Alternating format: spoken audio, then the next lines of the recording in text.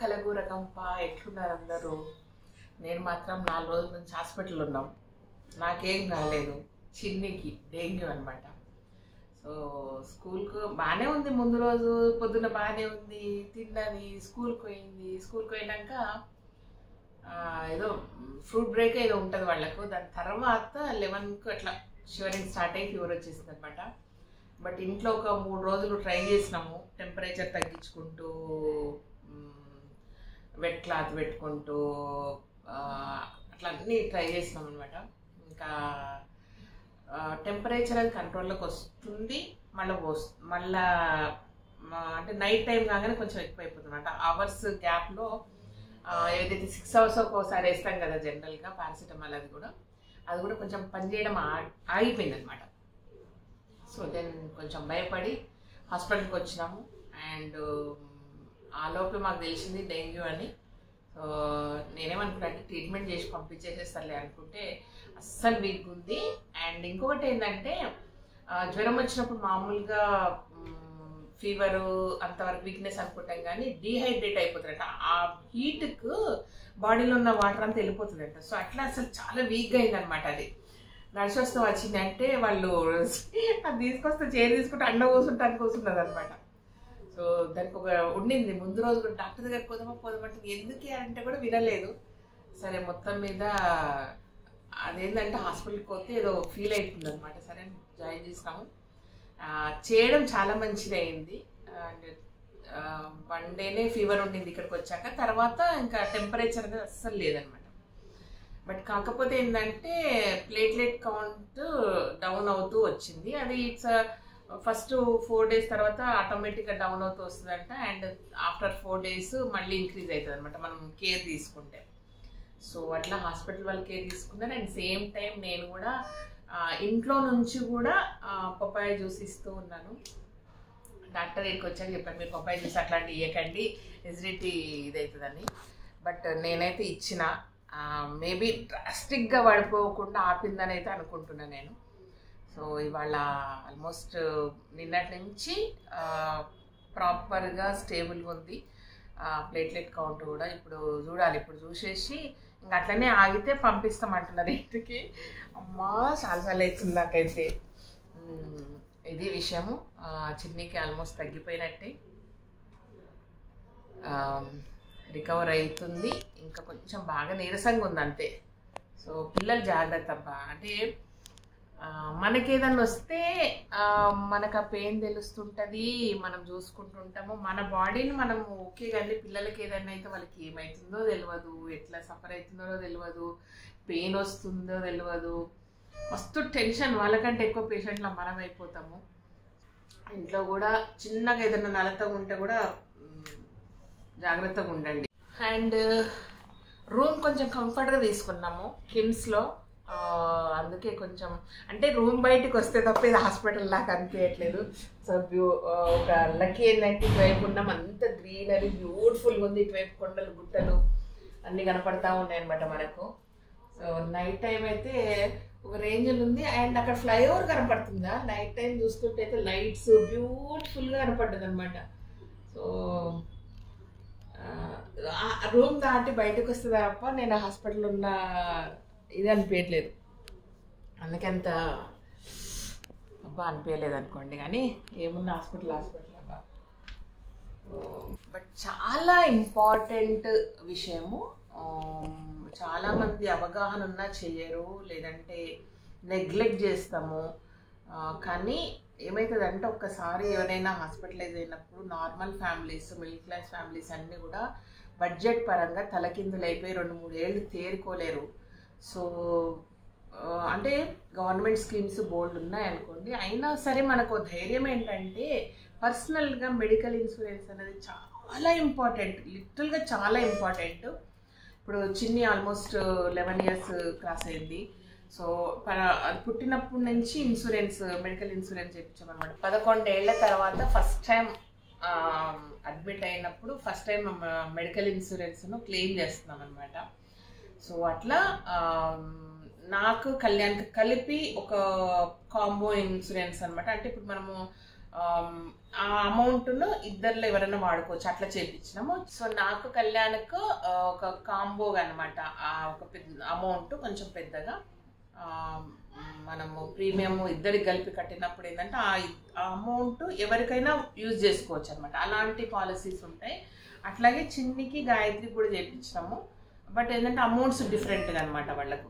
Maybe నాకు అప్పుడు చిన్ని మైనర్ మరీ చిన్న ఉన్నందుకు వేరు వేరు చేయించడం కొంచెం ఐడియా లేదు, కానీ ఇన్సూరెన్స్ అమౌంట్ అనేది సపరేట్గా చేయించినాం అనమాట.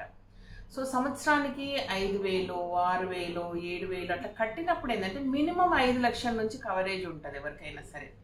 సో అది ఎంత హెల్ప్ఫుల్ అవుతుంది అంటే మనకు క్రిటికల్ సిచ్యుయేషన్లో చాలా చాలా హెల్ప్ఫుల్ అవుతుంది. అండ్ ఫైనాన్షియల్గా గబుక్కుని ఏమన్నా అయితే హాస్పిటల్ జాయిన్ కావాలన్నప్పుడు టెన్షన్ ఉండదు. సో 5,000, 10,000 సంవత్సరానికి పోతే పోయింది, కానీ మెడికల్ ఇన్సూరెన్స్ అనేది మస్ట్. ఓకేనా? జనరల్గా ఎట్లుంటుందంటే ఇప్పుడు ఎగ్జాంపుల్ చెప్తున్నా, ఒక 5,000 సంవత్సరానికి కడితే 5 లక్షల కవరేజ్ అనేది ఉందనుకోండి. ఫస్ట్ ఇయర్ కడతాము, వాడుకోము. సెకండ్ ఇయర్ కూడా అదే ప్రీమియం ఉంటుంది మనకు. అప్పుడు ఏంటంటే ఈ 5 లక్షలు కాస్త 5,10,000, 20,000 అవుతుంది. థర్డ్ ఇయర్ సేమ్ ఉంటుంది కట్టేది. మనం ఏం క్లెయిమ్ చేయకపోతే ఈ అమౌంట్ అనేది 5,40,000 అవుతుంది. అట్లా 10 ఏళ్ళుగా చేస్తూ ఉన్నప్పుడు అంటే ఇప్పుడు ఏంటంటే ఆల్మోస్ట్ ఇది 7-8 లక్షలకు 10 లక్షలకు వస్తుంది అన్నమాట కవరేజ్. కానీ ప్రీమియం అమౌంట్ ఏదో కడుతున్నామో సేమ్ ఉంటుంది. కానీ ఇన్సూరెన్స్ కవరేజ్ ఎవ్రీ ఇయర్ మనం క్లెయిమ్ చేయకపోతే పెరుగుతూ ఉంటుంది. ఇది చాలా మందికి తెలియదు అనమాట.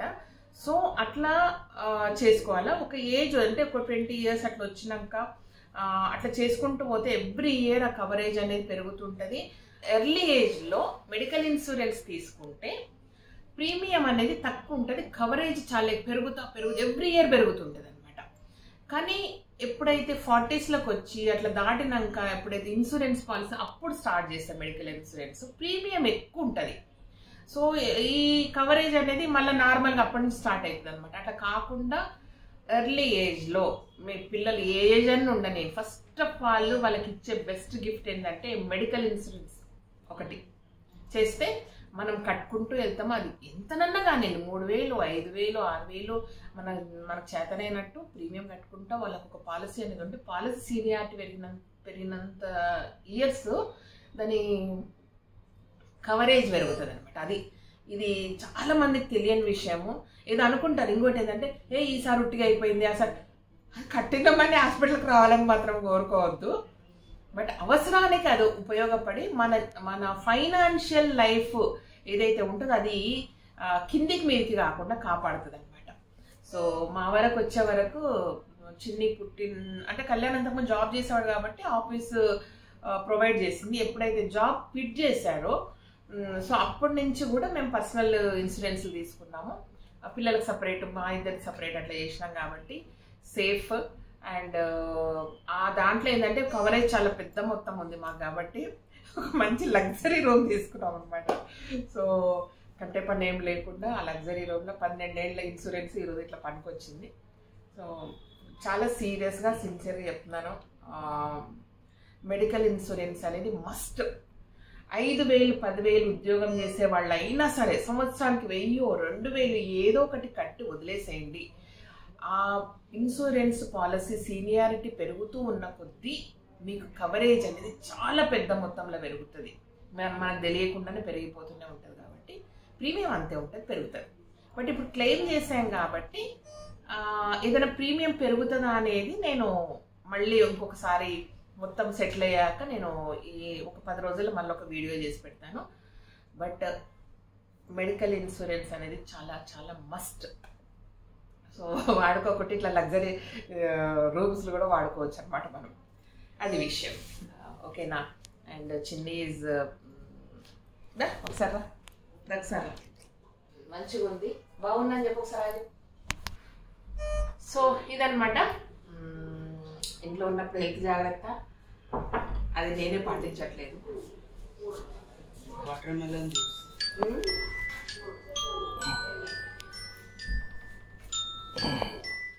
సో ఇదన్నమాట విషయం. ఫస్ట్ ఏంటంటే హాస్పిటల్ దాకా రావద్దు, ఏమున్నానే ఇంట్లోనే హెల్త్ పరంగా కేర్ తీసుకోవాలి.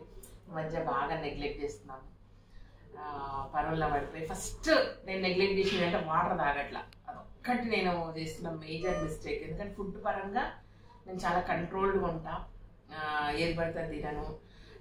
90% అయితే నా ఆల్మోస్ట్ ఒక 1 ఇయర్గా మేము సద్దన్నమే తింటున్నాం పొద్దున పూట. అది కూడా మిల్లెట్స్తో కానీ క్వినోవాతో కానీ నైట్ టైం ఫ్రెష్గా వండేసి దాన్ని నానబెట్టి తింటున్నాం. అండ్ మధ్యాహ్నం కొంచెం లేట్గా తింటున్నాం కావాలని, ఎందుకంటే నైట్ మ్యాక్సిమం అవాయిడ్ చేద్దామని.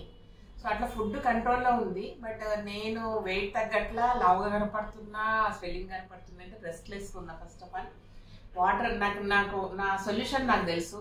వాటర్ తాగాలి, మజ్జిగ తాగాలి, రోజుకు చాలా తాగితే కొంచెం రెస్ట్ ఉండి దమాక్ ఖరాబ్ చేసుకోకపోతే జల్దీ వెయిట్ తగ్గుతాను నేను. కాబట్టి నాకు ధైర్యంగా ఉన్నా. ఒకసారి మన నర్సరీ అంతా అయిపోతే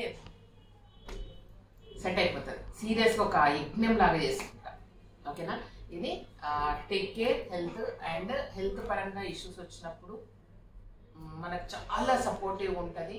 ఎవరి ముందు చాచక్కర్లేదు, ఏ లోన్స్ తీసుకోవక్కర్లేదు. సో మన దగ్గర బ్యాంక్ బ్యాలెన్స్ నీల్ చేసుకోవక్కర్లేదు. కాబట్టి ఇన్సూరెన్స్ మస్ట్. అండ్ హెల్త్ జాగ్రత్త ఉంచుకోవడం చాలా ఇంపార్టెంట్. ఓకేనా? సో ఈ విషయాలను ఎవరికైనా తెలియని వాళ్ళకి ఫార్వర్డ్ అయితే చాలా ఉపయోగపడుతుంది. కాబట్టి థ్యాంక్ యూ సో మచ్. ఈ వీడియో నచ్చితే సబ్స్క్రైబ్ చేయండి, లైక్ చేయండి, మీ ఫ్రెండ్స్కి ఫార్వర్డ్ చేయండి. Thank you and bye. ఏంటి కలిగావు ఇప్పుడు? ఇచ్చింది గోకిన వాడిని అట్లనే పట్టుకుంటావా? నేను వేస్తా ఇలాగే. అట్లా వేయొద్దు ఎప్పుడైనా టాబ్లెట్స్ మన స్టమక్లోకి వెళ్తాయి కదా.